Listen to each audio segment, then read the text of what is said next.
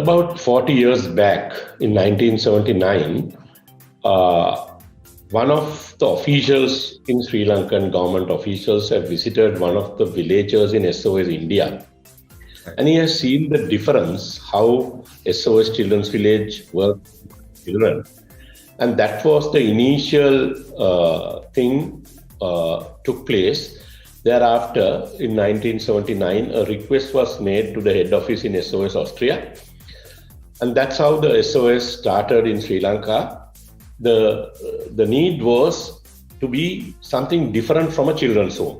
So that's how the SOS Children's Villages 40 years back it started in Sri Lanka. The first village was started in Piliandala. A 15-acre land was donated by the government, and the government recognized the SOS Children's Villages model and signed the agreement in the Social Service Ministry. Then onwards, SOS Children's Villages was in Sri Lanka.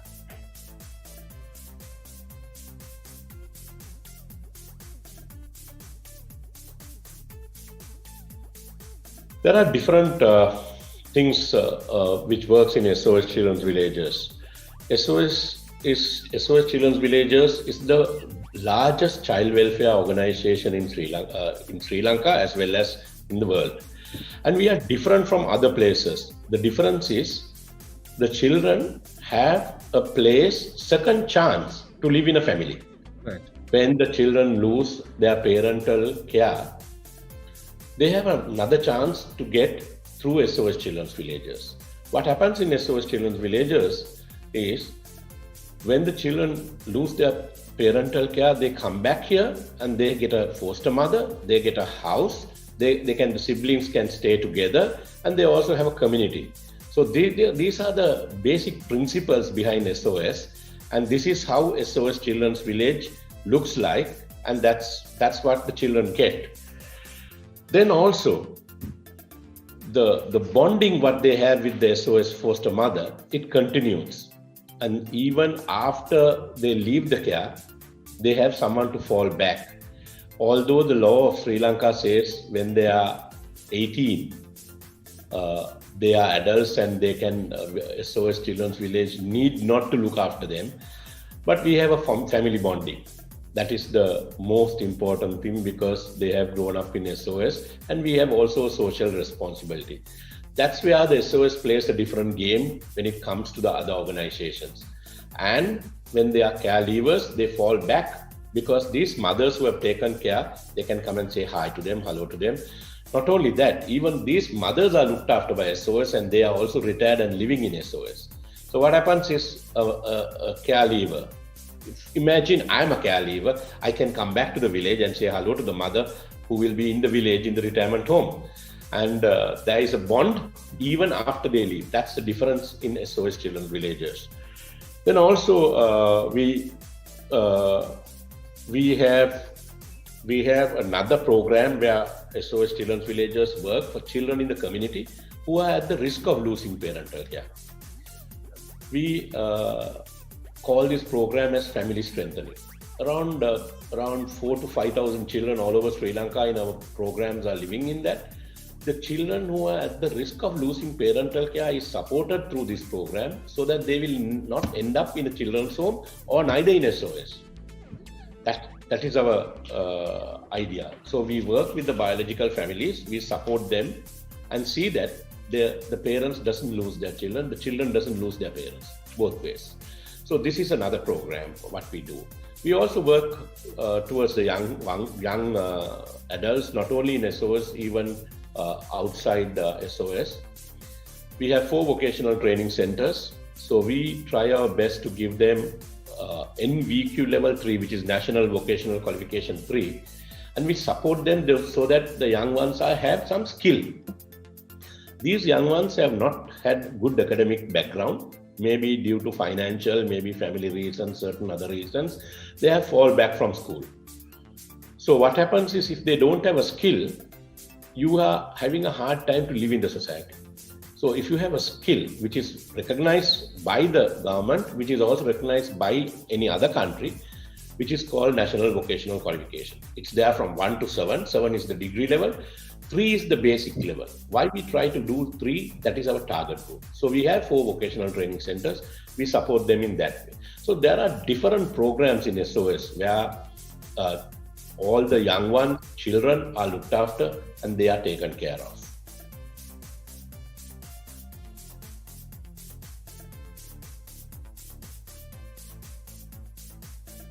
Okay, in the last 40 years, more than 1,400 or 1,500 young ones have gone into the society. They have been integrated.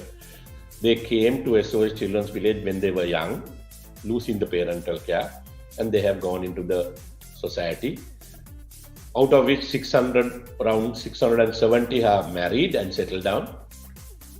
So my thinking, the biggest impact is, in case if they don't come to SOS, what would happen? I put this as a question. And in this today's world, you know what is happening. And if 1,600 odd young ones are in the society who are integrated and they are part of the society. So this is one of the major impact SOS Children's Villages, which is called Family Life Care, has provided.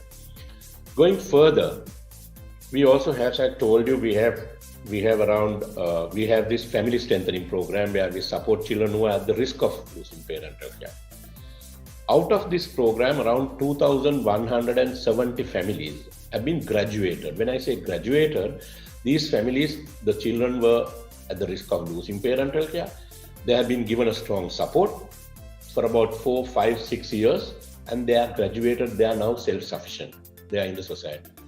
So if you take, once again, out of these 2,170 families, there will be about 6,000 to 7,000 children who have been given a chance to be with their family so that they don't come into a home. So that's another impact which we have done. Then at the beginning, I was telling you about the youth facilities and also the vocational training. SOS Children's Villages, within the last maybe about 15 to 20 years, we started our vocational training centers. Up to now, there are more than 2,700 youth who have gone to the society with a national vocational qualification. Now here, it's a major difference is not only SOS children. Whoever who are underprivileged youth in the area has been given a support and they have a skill. They can be a bakery person, they can be a motor mechanic, they can be electrician. So we have different trainings. National vocational qualifications are given by the Vocational Training Authority with the examination held by them. So they are in the society. This is another major impact what we have done. So other than that, we also support major things during tsunami. We managed to build around almost 970 houses in Sri Lanka, but we didn't make a big aho. But these people who lost their houses. So during that, although we are not an organization providing houses, at that time our donors wanted us to support and we supported the people who have lost their houses. Likewise, wherever there are need, SOS has done something and that has turned out to be an impact. Even during COVID pandemic, we have been supporting people to come over this.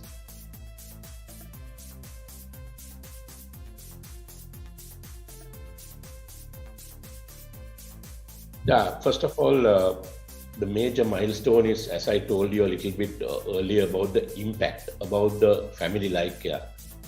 Around 1,400 children who have lost parental care and they have been reintegrated into the society itself is a major milestone, because if not for SOS or if not for this organization, I can imagine what would have happened to them with the things what's happening. So that itself is a major milestone. I don't want to go again to the numbers. However, other than that, recognizing our work, we have 6 children's villages in Sri Lanka. After we started in Piliandala, we have in Nuwara, Galle, Anuradhapura, Monragala. Last village has been Jaffna. Then, of course, we have our family strengthening program, which functions only family strengthening programs. We have in Peraliya, Gandhara, in Mullaitivu. Then we have vocational training centers in Jaffna, Anuradhapura, Monragala, also in Malpotha, which is in between Bandaravala and Balimada. What all these children's villages, especially the 6 children's villages, are registered under the provincial government under the probation. So eternally, every year, we have been recognized as #1 childcare organization through the provincial. Then we have also was given a Jana Biber Award for our work nationally.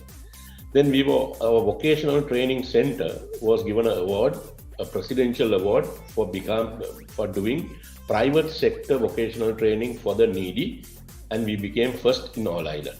Likewise, there have been awards which has been given in provincial level, there have been national level, which are the notable things in the recent past I can remember. I'm telling you within the last 5 to 10 years what has happened.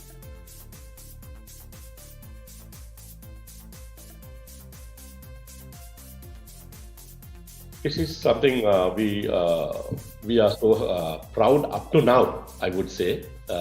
None of our children's villages were affected, although we live in a group family home.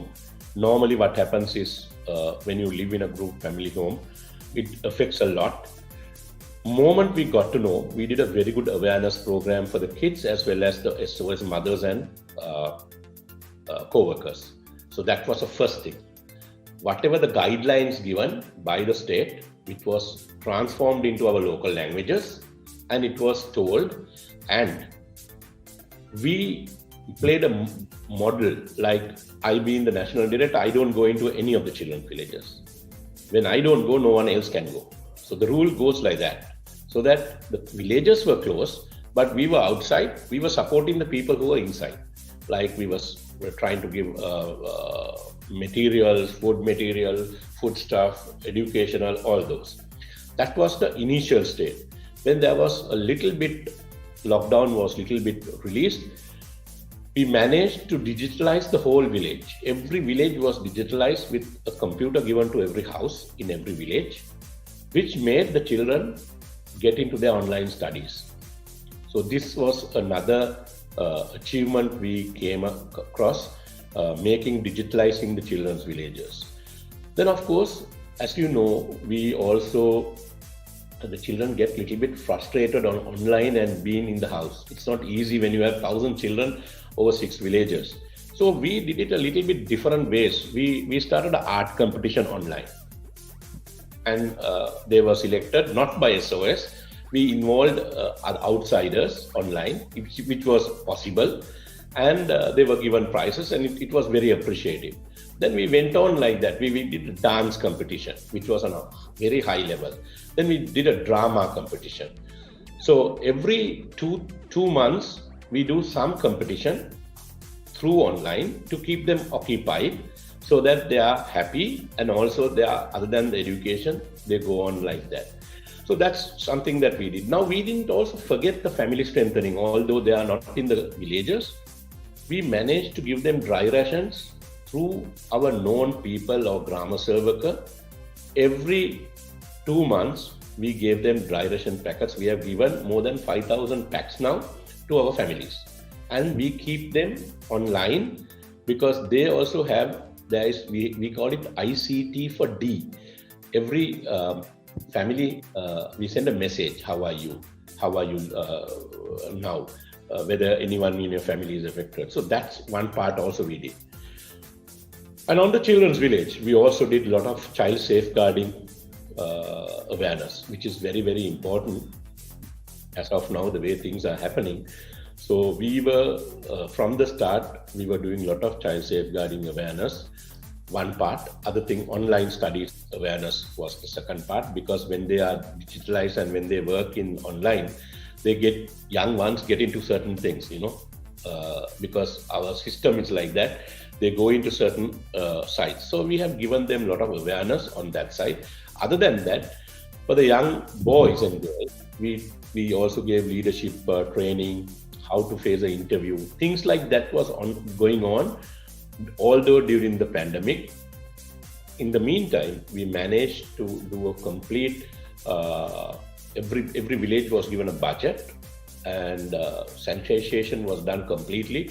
Like if we have an office work today, moment before the office starts, it has to be clean. Soon after that also it has to be clean. Same thing in the family house. So this is how it was done. And also we told the children how to face the situation. One side in the children's village, we also supported the caregivers. That was another thing which we did. As I told you, we have a family bond, even they are married, because more than 20-25 of our youth lost their jobs. So what we did is we paid them around 5,000 rupees per month to pay the boarding fees or to survive something there. Then we also gave a dry ration pack every month to the married ones who are really suffering. Now, we didn't give to all the 2,000 or 3,000 ones who have integrated into the society. We selected the ones who need, and they also said, okay, we don't need. And some of them, it was a very nice thing that some of them, they supported peer group because they are grown up, they're having money. They have a group called Generation Never Give Up, and through that. So the COVID pandemic planning was done, and also every village has a local crisis management team, as well as the national office had a national crisis management team. So they were coordinating among them when they have an issue, and they always support them through that. And all these initiatives were taken to see that the COVID doesn't affect us. Up to now, we are successful, but we have to wait and see how it goes.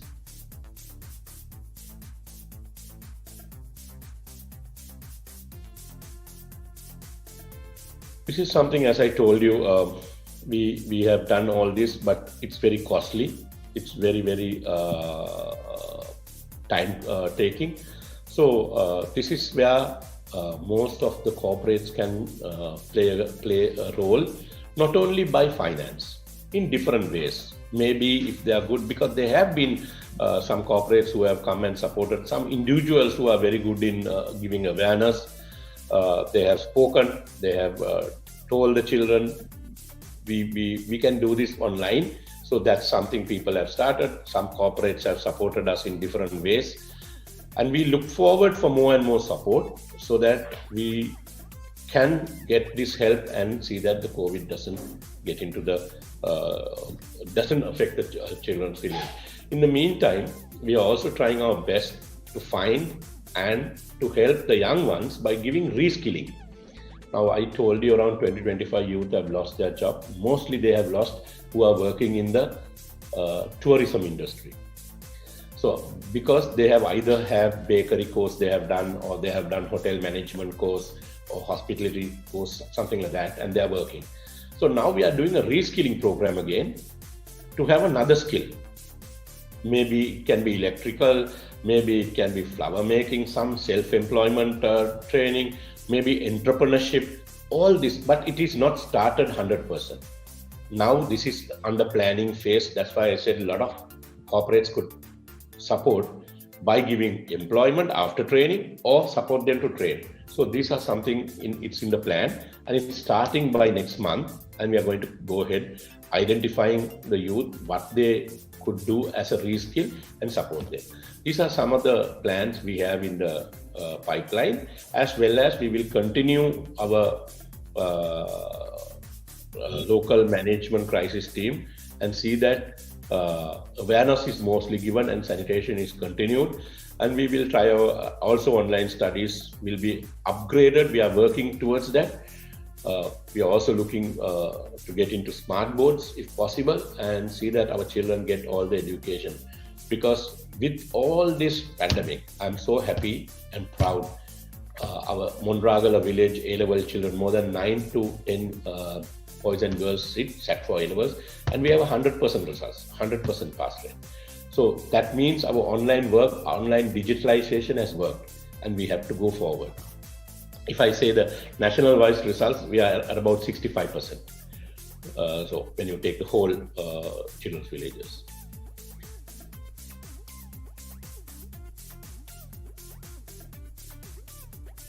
I personally think there is a lot to do. More than I saying, the present news says a lot in Sri Lanka. So I think we have lot to do, especially a lot of awareness has to be given for the children about child safeguarding, and that's one side. And also, we should not identify any child who is at need to get advantage out of the child. So for this, we have to give a lot of awareness to elders as well. Let me give a very simple example. When a child loses their parental care, it is not because of the fault of the child.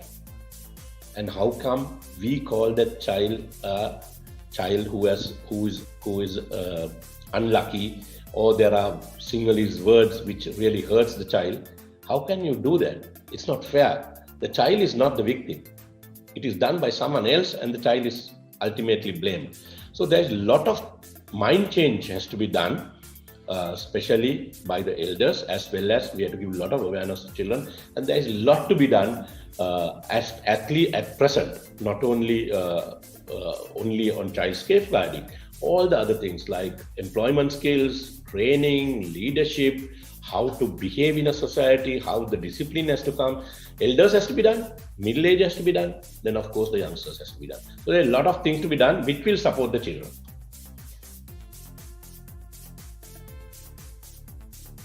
Okay, let me tell you exactly what we have prioritized. 5 priorities we are looking at, which is also supporting us in a way for the development goals. From up to 2024, we have 5 priorities. Of course, we have a strategy up to 2030, but 2024 we have 5 priorities, which is ensuring the program quality, which means we want to make more and more quality programs in our program. For example, our children has to be given good care by good people, the mothers, co-care, co-workers, so on. Our program quality has to go up, education has to go up, child safeguarding has to go up. So all this is one of the priorities, which is called program quality. Then of course we want good people to work on this, because it's not easy without having empowering good people and also people who have a good heart to work for children. So we want to give them a good capacity building in the next few years, so that the program quality will automatically go up when you have empower the co-workers and support them and capacity building of them, especially on child safeguarding as well with the present situation. And the third priority is very much we are looking forward to diversify income to SOS Children's Villages, because as of now, Sri Lanka has been identified by our international organization that we have to be on our own. Our donations has to be stopped by 2023. Of course, we have asked for an extension, and we are happy that most of the Sri Lankans are happy helping, and we want to go into more avenues to get income. Maybe child sponsorship, maybe corporate, maybe digitalization. So all this is in the plan for the next few years, so that by 2024 we will have a solid income for SOS Sri Lanka. That was our third priority. And then the fourth one is to build partnerships. We want to build partnerships with other organizations to see that our impact is more. Sometimes what we do is not enough. If someone else do for us, may have a more impact. So this is something we want to work on. And already some organizations are in partnering with us, which has helped, especially on entrepreneurship, employment skills, all those. So we want to get into these partnerships more and more, so that more can be achieved. Finally, the fifth priority is digitalization. We want to, with both hands, take maximum out of digitalization, because without that, it will be not easy for us to live, especially for our children. Especially it's needed now, and at a time like this, it's very much needed. That's why I was at the beginning said that our children's villages have been digitalized, and we also want maximum of our children to use digital. Not only our children, our co-workers, our mothers. We are very happy that SOS mothers are now into digitalization. They are sending emails, which is a very good news, and slowly they are getting into it. So this has a bad effect also when it comes to digitalization, but we have to give awareness, and with both hands we want to make digitalization also as a priority. These are the 5 priorities we are working on SOS Children's Villages Sri Lanka with the international support. Thank you very much. Thank you.